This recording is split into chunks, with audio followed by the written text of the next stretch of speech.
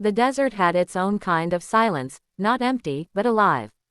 It whispered through the sagebrush, hummed against the rocks, and breathed through the cracks of old wooden doors. On nights like this, when the wind moaned and the clouds rolled low over the sand, you could almost believe the desert was alive, and watching. Mary Dalton knew that silence better than anyone. For 3 years she'd lived alone in her late husband's cabin, on the far edge of the Arizona Territory, a place too far for company, too dry for crops, and too forgotten for law or gossip. She'd grown used to the rhythm of solitude, the creak of the porch, the hiss of the kettle, the long conversations she had only with herself and the wind. That night, the wind had teeth.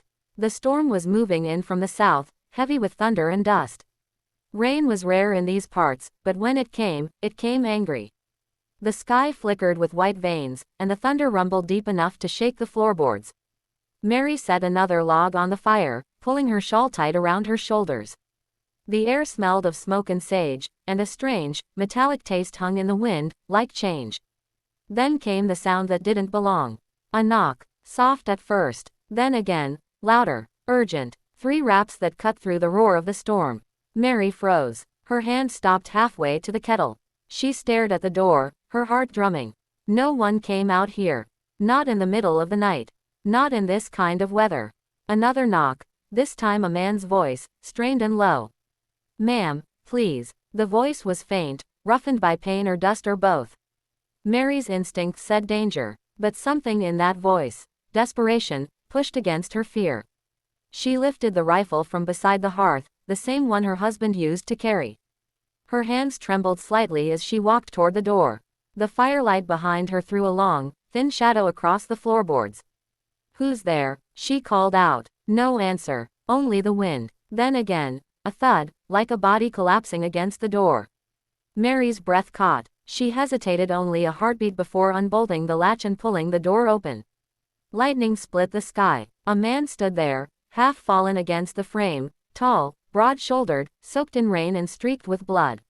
His hat was gone, his dark hair plastered to his forehead. He clutched his side with one gloved hand, the other braced against the doorway to keep from collapsing completely. "Please," he whispered again, his voice barely audible. "Just a place to rest." Mary's eyes took in the torn coat, the mud-caked boots, the blood seeping between his fingers. She could see the holster at his belt, empty. A gunman, maybe, or worse, but the storm howled behind him, and the look in his eyes, tired, pleading, left no room for cruelty. "Come in," she said softly. He staggered through the doorway, nearly collapsing as the wind slammed the door shut behind him. Mary grabbed his arm, guiding him toward the hearth. His weight was heavy, but she managed to lower him onto the rug near the fire. "Thank you," he rasped, eyes fluttering shut. She could see now how pale he was, his skin ashen beneath the dirt. The blood on his side was thick and dark. "Don't thank me yet," she muttered, fetching a basin of water. "You might not live till morning." He gave a weak, crooked smile. Wouldn't be the first time someone said that. Mary knelt beside him, cutting open his torn shirt with a pair of shears. The wound was bad, a gunshot, by the look of it, torn through the ribs and half clotted. She'd seen enough in her time to know it wasn't fresh. 2 days old, maybe. Festered by travel and heat. "What happened to you?" she asked, cleaning the wound. "Wrong place, wrong men," he murmured. "You a lawman?" He shook his head faintly. "Outlaw, then." His lips twitched. "Depends who you ask." Mary didn't press further. She worked silently, washing the blood away, wrapping the wound tight with linen. The rain beat against the windows, and the fire cast the only light between them. When she was done, she leaned back, studying him. He looked younger now that the dirt was gone, maybe mid-30s. A man used to hard miles and harder choices. Scars crossed his forearm like pale lightning. His hands were calloused, his nails black with dust. There was something about him, danger, yes, but something else too. Sadness. "Name?" she asked finally. "Elias," he said. "Elias Crow." She nodded slowly. "I'm Mary Dalton." The storm outside deepened, rumbling across the horizon. For a moment neither spoke. The fire cracked, and the sound of rain against the glass filled the silence between them. "You shouldn't have opened that door," Elias murmured after a while, eyes still half closed. "Why's that?" "Sometimes trouble knocks real polite." Mary gave a dry smile. And sometimes it just needs a place to rest. He looked at her then, really looked. In the flicker of the firelight, her features softened, the lines of loss around her eyes, the quiet strength in her jaw. Not beautiful in the way of city women, but real, like weathered wood and desert flowers. Elias's eyelids grew heavy. I'll be gone by sunrise, he whispered. Mary shook her head. Not in that condition, you won't. He didn't answer. Sleep took him before she could argue. She sat there for a long time after, watching the storm rage beyond the window. In the firelight, the stranger's face looked almost peaceful, though she could see the tension in his jaw, the ghosts that followed him even into sleep. Outside, thunder rolled over the desert. Inside, two lives, a lonely widow and a wounded drifter, had just crossed paths in a way neither could have expected. And somewhere in that dark, wild night, the desert itself seemed to breathe, as if it knew what had begun. Morning came slow and gray. The storm had spent itself sometime before dawn, leaving the desert wrapped in silence, that peculiar, heavy quiet that follows after thunder. The smell of rain still clung to the earth, and the roof dripped steady from the eaves. Mary stirred from her chair by the hearth, her neck stiff from sleeping upright. The fire had died down to embers. For a moment she forgot why she was still in the chair, until her gaze fell to the rug, and the man lying there. Elias Crow. He was still breathing. Barely. One arm draped over his chest, his face turned toward the dying firelight. His shirt was open where she'd bandaged him, the white cloth now spotted with red. But his color was better than before. Alive, at least. Mary rose carefully and stoked the fire back to life. The crack of new flame filled the room. She poured water into the kettle, her movements quiet, thoughtful. It had been so long since another soul had been inside these walls. Too long. The sound of a second heartbeat, the weight of another presence, it stirred something she had buried deep beneath the dust of solitude. She turned when she heard a low groan. Elias shifted, his hand moving toward his bandaged side. His eyes opened slowly, dark, alert, though still fogged with pain. Morning, she said softly. He blinked at her, confused for a moment, then exhaled. Guess I didn't dream you.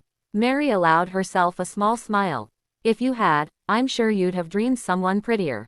He tried to laugh, but the movement pulled at his wound, making him wince. I'll take kindness over pretty any day. She brought him a cup of water and helped him sit up against a pillow. His hands trembled slightly as he took the cup, but he drank deep, the water spilling a little down his chin. You're lucky, she said. Another night out there, and you'd have been a ghost by morning. Wouldn't be my first brush with dying, he muttered. Maybe not, she replied, but it might be your last if you keep talking. For the next hour, she moved about the cabin, slicing bread, boiling coffee, checking the wound. Elias watched her, silent mostly, his gaze tracing the worn patterns of the little home. Everything about it spoke of a life once full. 2 chairs at the table, a pair of boots by the door, a faded photograph on the mantel. He noticed the way she avoided looking at that photograph when she passed it. You live alone? He asked finally. Yes. No family. She shook her head. Not anymore. Elias didn't press. He knew the tone of a closed door when he heard one. Still, he wondered what story lay behind those quiet eyes, what sorrow had driven her so far out into the desert, away from everything. When he'd finished eating, he tried to stand. His body had other ideas. The moment he put weight on his feet, his vision blurred, and the room tilted. Mary caught him before he fell. You're not going anywhere. I've overstayed already. You've barely survived. Sit down. He wanted to argue. He always had, but her voice carried that tone of gentle authority that brooked no refusal.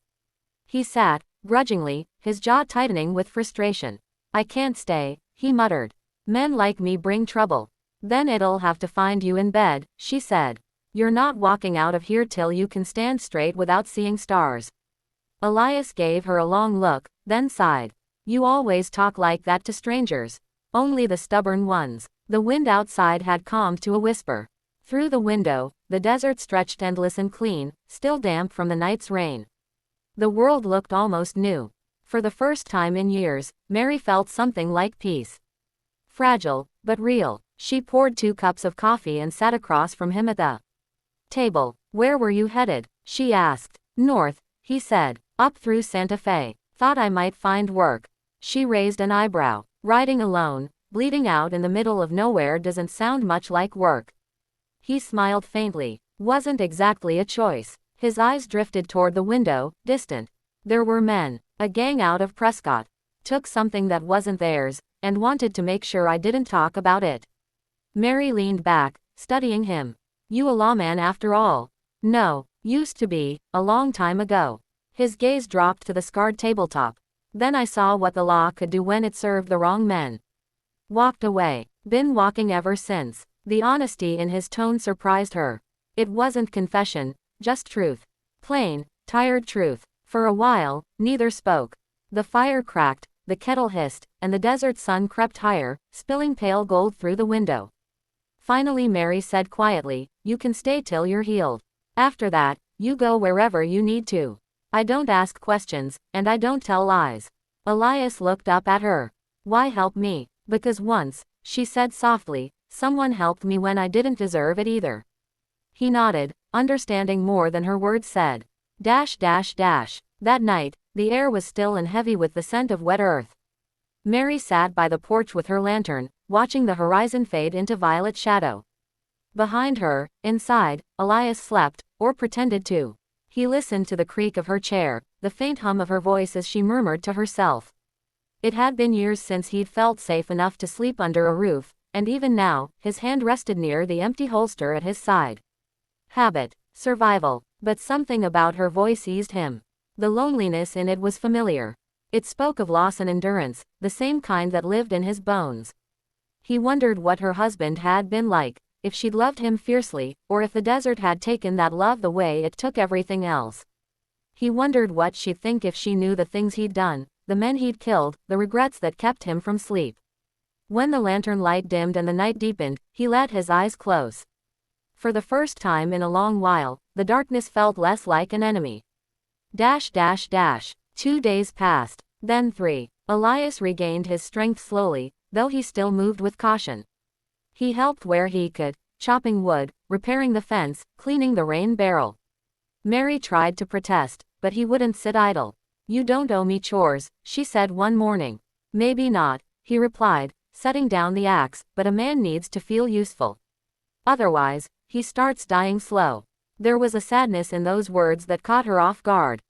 She looked at him, really looked this time. The lines around his eyes told of years spent beneath hard suns. The scar along his jaw looked like it had a story all its own.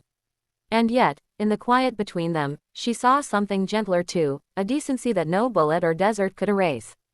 That evening, as the sun bled orange across the horizon, they shared supper in silence. Mary found herself listening to the rhythm of his breathing, the soft scrape of his fork against the plate. Simple sounds, human sounds, sounds she hadn't realized she missed. Afterward, Elias rose and stepped to the door. Beautiful out there tonight, he said. She joined him, standing shoulder to shoulder. The desert stretched endless beneath a sky full of stars, the kind of night that made the world feel ancient and holy. Used to sit out here with my husband, she said quietly. He'd count the stars till he fell asleep. Elias looked at her. He'd gone long. 3 years. He nodded. War. No, she said softly. Desert fever. Took him fast. Silence again. Only the wind and the far cry of a coyote somewhere beyond the hills. Mary turned to go inside, but Elias stopped her with a question that hung between them like smoke. Do you ever stop missing him? She hesitated. The lantern in her hand flickered. No, she said finally. You just learn to live with the space they leave behind. Elias looked away, his jaw tight. Yeah, he murmured. I know that feeling. The lantern flame swayed, caught by the wind, and for a moment their eyes met, two souls adrift in the same lonely sea. Neither spoke again, but something had shifted, quiet and undeniable. That night, long after Mary had gone to bed, Elias sat by the dying fire, staring into the embers. He knew he should leave soon. He'd told her he would. But as the wind moved through the open desert, carrying the scent of rain and sage, he realized something dangerous. For the first time in years, he didn't want to leave. The desert had a strange way of keeping secrets. It buried bones, swallowed trails, and let men disappear without a whisper. But it never forgot. No matter how far you rode, your past always found a way to follow, like a shadow you couldn't outrun. By the fourth morning, Elias Crow was strong enough to saddle a horse. Or at least, he tried. Mary found him out by the corral, struggling to tighten the cinch on her husband's old mare. His shirt was half-buttoned, the bandage beneath it stained dark again. The sun glinted off his hair, and for a moment, he looked like any other ranch hand, except for the weariness in his movements. "You planning to kill yourself on that horse?" she called from the porch. Elias turned, the ghost of a smile tugging at his mouth. "Just trying to stretch my legs. You'll stretch them straight into a grave if you don't rest another day." He stopped, leaning one arm against the saddle horn, his breath catching slightly. "Can't stay, Mary. You said that yesterday, and the day before," he admitted. "But this time, I mean it." She folded her arms, watching him. "Running never fixed much, Elias." "Neither does waiting," he said quietly. The wind moved between them, carrying the dry scent of mesquite. Mary looked at him, this man who'd appeared like a ghost out of the storm, and felt a strange ache stir beneath her ribs. She told herself it was only worry. But she knew better. "You won't make it far," she said finally. "Maybe not, but staying here puts you at risk. Those men I mentioned, they don't forgive easy." He stepped closer, lowering his voice. "If they find me here, they'll find you too. And I won't have that on my conscience." Mary met his gaze steadily. "You think I scare easy? I've buried a husband, Elias. The desert doesn't take me without a fight." He stared at her for a long moment, then nodded. "You've got more grit than most men I've known." She smiled faintly. "Then quit wasting it arguing with me. Go rest." He chuckled, defeated, and turned back toward the cabin. But something dark flickered in his eyes, a tension he couldn't shake. That night, the moon rose red over the mesa. Mary couldn't sleep. The wind had changed again, soft, but uneasy, like the desert was holding its breath. Elias was awake too, sitting by the fire, the old rifle across his knees. His expression was distant, listening for something only he could hear. "You expecting company?" she asked quietly. He looked up, startled. Then shook his head. "Just habit. Too many nights waiting for the wrong kind of knock." Mary crossed the room and poured 2 cups of coffee. She handed him one, their fingers brushing, a small, electric moment that made them both pause. The air between them seemed to hum. "Tell me the truth," she said after a while. "Who are these men you're running from?" Elias hesitated, then sighed. "Used to ride with them. Years back. A gang out of Prescott. Called themselves the Delaney brothers, though they weren't kin by blood. Robbers, smugglers, killers, some of them. And you." "I was their tracker. Best shot in the group. Until I saw what they were capable of." His jaw tightened. "We hit a stagecoach outside Flagstaff. Thought it was carrying payroll. Turned out it was a family, a man, his wife, 2 kids. They didn't make it." Mary's hand froze around her cup. "My God, I walked away that night," he said softly. "Took a bullet for it, too. Thought I could outrun what I'd done. Guess the desert had other plans." The silence that followed was thick as the night outside. Mary looked at him, the pain in his eyes, the honesty, and felt something she hadn't felt in years, compassion. "You can't change what's behind you," she said quietly. "But you can decide what kind of man you are when the past comes calling." Elias looked up, searching her face. "And what if the past doesn't give me that choice?" Before she could answer, a sound cut through the quiet. Hoofbeats, faint at first, but growing louder. Steady, measured. Elias's head snapped toward the window. The coffee cup hit the table with a dull thud. Mary's pulse quickened. "Riders. 2, he said. "Maybe 3. He moved to the window, peering out into the moonlit desert. Dust trails shimmered in the distance, faint but real. "They found me." Without a word, Mary crossed to the wall and took down her husband's rifle. She checked the chamber, her movements calm but sharp. Elias turned toward her, surprise flickering in his eyes. "You know how to use that." She gave him a hard look. "I know how to protect what's mine." For a moment, they just stared at each other, 2 souls bound by something larger than fear. Then Elias said quietly, "They'll be here before sunrise." The hours that followed stretched long and tense. Elias checked the window every few minutes, scanning the horizon. Mary prepared what little ammunition she had and doused the lanterns. The desert outside had gone eerily still, even the coyotes were silent. Sometime past midnight, Elias spoke again. If anything happens, you take the back trail behind the shed. It cuts toward the ridge. You'll be safe there. I'm not leaving you. Mary, I mean it, she said firmly. This is my home. I've lost enough without adding guilt to the list. He looked at her, really looked, and something inside him softened. You're braver than most men I've known. Then stop treating me like I ain't one of them. He almost smiled, but the sound of hoofs shattered the quiet. They came from the ridge, two figures on horseback, dark against the silver of the moon. One carried a lantern that swung like a small, angry sun. The other dismounted, walking toward the porch with a heavy step. Elias raised his rifle slightly, eyes narrowing. Delaney, he muttered, didn't think he'd ride this far south.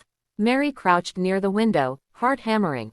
Through the glass, she could just make out the man's face, sharp features, a cruel mouth, eyes cold as river stone. The kind of man who'd kill for the pleasure of it. Crow, the man shouted, his voice carrying over the desert. You in there? Elias didn't answer. The man laughed. You always did have a taste for lost causes. Come on out, and maybe I'll let the lady keep her skin. Mary's stomach turned cold. Elias's jaw tightened, fury burning beneath his calm. Stay inside, he whispered. No matter what you hear. Before she could argue, he stepped out the door, rifle in hand. The wind caught his coat, the moonlight catching on the barrel. Delaney grinned from the foot of the porch. Well, I'll be damned. Thought you'd bled out days ago. Disappointed? Elias asked. Not yet, but I aim to be satisfied. Two other riders emerged from the shadows, rifles gleaming. Mary held her breath behind the curtain, her finger hovering near the trigger of her own gun. Delaney took a slow step forward. You should have stayed dead, Crow. Would have saved us the ride. I tried, Elias said. Didn't take. Then, silence. The desert itself seemed to listen. When the first shot cracked, it sounded like thunder rolling across the sand. Mary fired before she could think, a burst of instinct and fear. The lantern shattered, plunging the scene into near darkness. Men shouted, hoofs screamed, and gunfire split the air. Sparks flew as bullets struck the porch rail. Elias dove behind the post, returning fire with quick, precise shots. One of Delaney's men dropped from his saddle. The other retreated behind a rock outcrop, yelling curses into the wind. Delaney himself ducked low, reloading. You think she can save you, Crow? He shouted. You'll bring her down with you. Elias's answer was another gunshot, close enough to clip the man's hat clean off. Then, as suddenly as it began, silence fell again. Only the wind moved, whispering through the brush. Mary crept to the door, heart still pounding. Elias, I'm here, he said, voice low. He's gone. For now. She stepped out, the air sharp and cold against her skin. Elias stood in the moonlight, his chest rising hard, smoke curling from his rifle. The body of one rider lay still near the fence. The others had fled, leaving tracks carved deep in the wet sand. Mary looked at him, at the blood on his sleeve, the wildness in his eyes, and something inside her broke open. Fear, relief, and something deeper tangled together until she couldn't tell them apart. You saved my life, she said softly. He shook his head. No, Mary, you saved mine, more than once. The night stretched long after that. They buried the dead man at dawn, beneath a lone mesquite tree at the edge of the property. Neither spoke much. Words felt small against the weight of what had happened. When it was done, Elias stood staring out at the desert, the same desert he'd been running through for years. This place, he said quietly. It's got a way of testing a man. Showing him who he really is. Mary glanced at him. And who are you, Elias Crow? He turned to her, the first light of morning catching his face. A man who's finally tired of running. She didn't answer, but the way she looked at him, steady, unflinching, said enough. The desert wind moved between them, carrying the scent of sunrise and dust. Something new had begun, something neither of them could stop, nor quite name. The desert was silent that night, but not peaceful. The silence carried tension, the kind that hums in the air before a storm or a confession. Clara sat on the porch, her shawl wrapped tightly around her shoulders. The stars shimmered above like scattered shards of glass. From the barn, she could hear Elias moving, slow, deliberate, as if trying not to disturb the night itself. It had been a week since that night by the fire when their eyes had met too long, their words had gone too deep. Since then, something had shifted between them. The air in the house had changed. It wasn't just kindness anymore, it was yearning. A quiet understanding. Each morning, Clara would find Elias already outside, feeding the horses, fixing the fences, doing work that used to take her all day. His shoulder still ached, but he never complained. She brought him water and biscuits, and he'd thank her softly, his voice deep, gentle, careful. Sometimes they didn't speak for hours, yet it felt like they did. The silence between them was no longer empty. It was alive, filled with something neither dared to name. One evening, when the heat finally faded, Clara walked out to the barn to find Elias cleaning his old revolver. It was worn and dull, like it had seen too many battles. "You still carry that?" she asked quietly. Elias looked up, his eyes shadowed by the lantern's glow. "Habit," he said. "And maybe, fear." "Fear of what?" He paused, then said in a low voice, "that the past might ride up behind me one day." Clara didn't push. She could see the weight he carried, the kind only a man who's seen too much could bear. When she turned to leave, he said softly, "You shouldn't have to live out here alone, Clara." She froze. No one had spoken her name like that in years, gently, like it meant something. "I'm not alone anymore," she replied, her voice barely a whisper. The storm inside. That night, sleep refused to come. Clara lay in bed, staring at the ceiling. She could hear the faint creak of the barn door, the shuffle of Elias's boots. Every sound of him felt close, almost too close. Memories of her late husband drifted through her mind, how he had been kind at first, then distant, then gone, lost to the desert's cruel sun. She remembered the loneliness that had followed, the long nights of silence, the fear that she'd become invisible to the world. And now, here was this stranger, this wounded man, breathing life back into her days. When the wind picked up, rattling the windows, Clara got up and lit a candle. She hesitated at the door before walking toward the barn. The night air was cool, the kind that carried the scent of sage and sand. Elias looked up when she entered, surprise flickering in his eyes. "Couldn't sleep?" he asked. "Could you?" she countered softly. He smiled faintly. "Not much." The silence that followed was tender, trembling. Clara's heart beat so loud she thought he could hear it. "Elias," she whispered, "what are you running from?" He sighed, staring at the floor. "A mistake. Maybe two. Maybe too many." She stepped closer. "You don't have to tell me everything. Just, don't lie to me." His eyes met hers then, blue-gray like a storm about to break. "I've never lied to you, Clara. Not once." Confession in candlelight. The barn was dim, the air thick with dust and the smell of hay. The candlelight trembled between them. Elias leaned forward, resting his hands on his knees. "There was a man," he began slowly. "A sheriff. He said I was guilty of something I didn't do. When I tried to prove my innocence, things went bad. There was a fight. A gun went off." Clara's breath caught. "You killed him." "I don't know," Elias said, his voice breaking slightly. "I didn't mean to. I was just trying to survive. But after that, there was no going back. They put a price on my head." She took a step closer. "So you're a fugitive." He looked up at her, eyes glistening. "I'm a man who made mistakes. Who's tired of running." Clara stood still for a long moment. Then she whispered, "I don't care who you were, Elias. I care who you are now." Her words hit him harder than a bullet. He reached for her hand, slow, uncertain. When his fingers brushed hers, it felt like touching sunlight after years in shadow. The kiss. The world seemed to hold its breath. The candle flickered. Outside, the coyotes howled somewhere in the dark. Clara didn't move away. She could feel his breath, warm and close.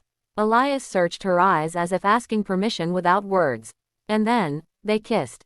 It wasn't the wild kiss of youth, but something deeper. The kind that comes from two broken souls finding something whole. When they parted, she stayed close, her forehead resting against his. "This is wrong," she whispered, but her voice had no conviction. "Maybe," he murmured, "but it feels like the only right thing I've known in years." Footsteps in the distance. Days passed. They worked side by side, spoke in glances more than words. But peace in the desert never lasted long. One afternoon, as Elias repaired the corral fence, a cloud of dust rose on the horizon. Clara squinted. Two riders were approaching fast. Her heart dropped. "Elias," she called, her voice sharp with fear. He looked up, saw the figures, and went pale. They found me, he said quietly. Clara's breath hitched. What do we do? He stepped forward, calm but resolute. You stay inside. Lock the door. No matter what happens. I'm not leaving you, she said fiercely.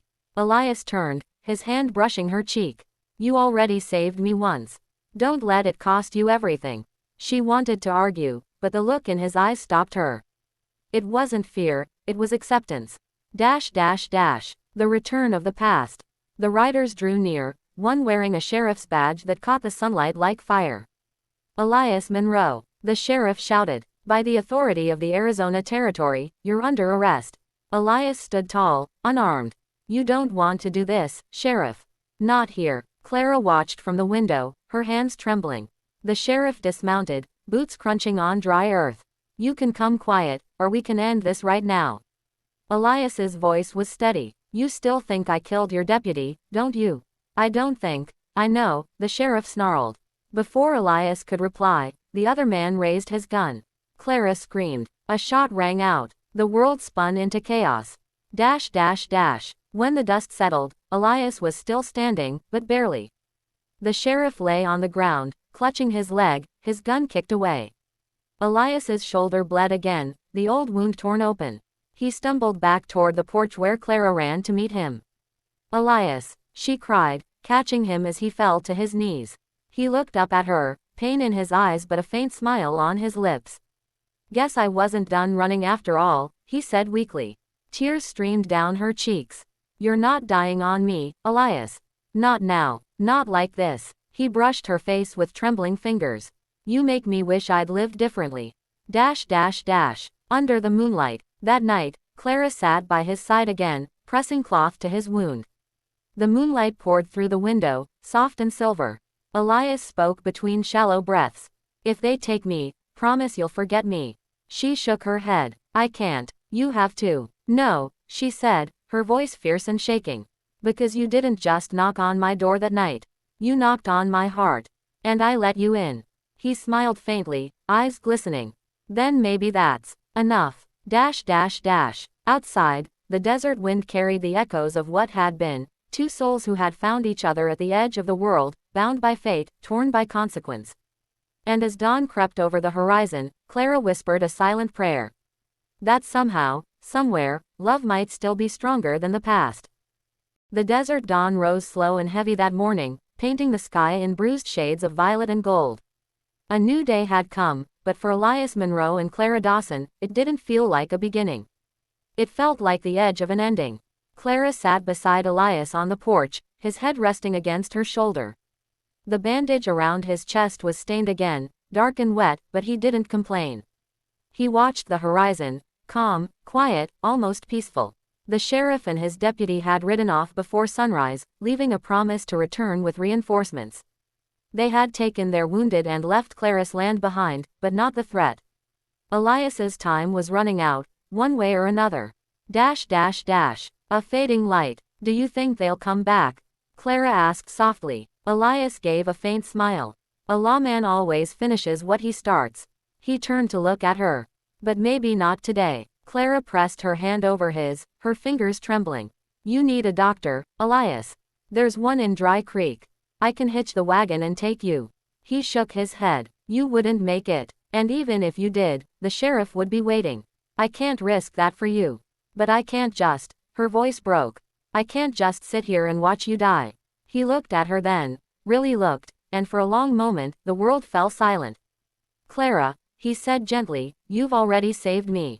Don't you see? You gave me something I thought I'd lost a long time ago, a reason to stop running. Her eyes shimmered. Don't talk like that. I have to, he said, his voice barely above a whisper. Because the sun's coming up, and I don't know if I'll see it again tomorrow. The letter. When Elias drifted into sleep, Clara went inside and sat at her kitchen table, the same table where she had eaten alone for years, where she had prayed to no one in particular. She pulled out a piece of parchment and began to write, her hand shaking. Greater than to whom it may concern. His name is Elias Monroe. He is not the man you think he is. He saved lives, not took them. He's been punished enough by the ghosts that follow him. If you have any mercy left in your hearts, let him rest in peace. Sincerely, Clara Dawson. When she finished, she folded the letter carefully and tucked it into her dress pocket. If the sheriff came back, she'd make them read it, even if it cost her everything. The stranger's story. By afternoon, Elias had woken again. His face was pale, lips cracked, but his eyes still burned with the fire of a man who refused to surrender. He asked for water, and when she handed him the cup, he caught her wrist and said, "There's something I never told you." "You don't have to." "I do," he interrupted softly. "You deserve to know who it was that knocked on your door that night." Clara sat beside him, silent. "I wasn't always a wanted man," Elias began. "I worked cattle near Silver Ridge. Then one winter, a gang raided our ranch. They took everything, my friends, my horse, my name. When I went to the sheriff for help, he called me a liar. Said I was one of them." His voice hardened. "So I ran. Spent years trying to prove I wasn't the monster they made me out to be. But the truth is, the more you run, the more you start believing you deserve the chase." Clara listened quietly, tears running down her cheeks. "I thought I'd never see kindness again," he said. "Then I saw your light that night, shining through the storm like a sign from heaven. I almost turned back, but something told me, if I knocked, maybe this time, someone would answer." She reached for his hand. "And I did." He smiled faintly. "You did. The return of the sheriff. The peace didn't last long. By late afternoon, a rumble of hooves echoed in the distance, a low, steady thunder that grew louder with every second. Clara stood from the porch, shading her eyes against the sun. Dust rose on the horizon. 3 riders. The sheriff had returned. Elias struggled to stand, but Clara pushed him gently back down. "No," she whispered. "Let me talk to them." "Clara, you've fought enough, Elias. Let me do this." He hesitated, then nodded. "If it comes to it, don't let them take me alive." She froze. "Don't you dare say that." He gave her a weak smile. "Some men don't belong in cages." The stand. Clara stepped out into the sunlight as the sheriff and his men rode up. The wind whipped at her hair and dress, but she stood firm. "Afternoon, ma'am," the sheriff called. His tone was polite, but his hand rested near his gun. "You know harboring a fugitive's a hanging offense." "I know what he's accused of," Clara said, her voice strong. "And I know he's not guilty." The sheriff dismounted, scowling. "Ma'am, I don't mean to disrespect you, but that man shot my deputy." "Your deputy shot first," Clara snapped. "You saw it." The sheriff hesitated, jaw tightening. The deputy behind him shifted uncomfortably. "Step aside," the sheriff said finally. "We'll take him in." "No," she said, her chin lifted. "You'll take him when he's dead, and that blood will be on your hands, not mine." For a moment, the sheriff just stared at her. There was something in her eyes that unsettled him, not defiance, but faith. Then Elias's voice rang out from behind her. "Sheriff." They turned. Elias stood in the doorway, leaning heavily on the frame, pale and bleeding but unbroken. "Let her be," he said. "This isn't her fight." "Elias Monroe," the sheriff said, his hand lowering from his gun. "You're done running." Elias nodded. "I'm done." The sheriff's jaw worked, like he was chewing the taste of mercy. After a long pause, he said quietly, "If I take you in, you'll hang." "Maybe I deserve to," Elias said. "But she doesn't deserve to live her life wondering what became of me." Clara stepped forward, eyes blazing. "No, you can't." But Elias turned to her, his hand finding hers. "Clara, you gave me peace. That's more than most men ever get." The last goodbye. The sheriff waited as Elias turned to her fully. The world seemed to slow around them, even the wind grew still. "Promise me something," Elias whispered. "Don't close your door to the next stranger who knocks. There's good left in this world, and maybe they'll need your kindness, too." Clara shook her head, tears streaming freely. "I can't do this again.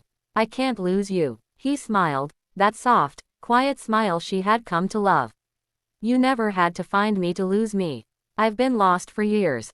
He pressed something into her palm, the silver pendant he'd worn around his neck since the night she found him. "Keep it," he said. "So you'll know I was real." Then he kissed her, slow, gentle, full of everything words couldn't hold. When they parted, he whispered, "Thank you for answering the door." And before she could speak, the sheriff stepped forward, placing the cuffs on Elias's wrists.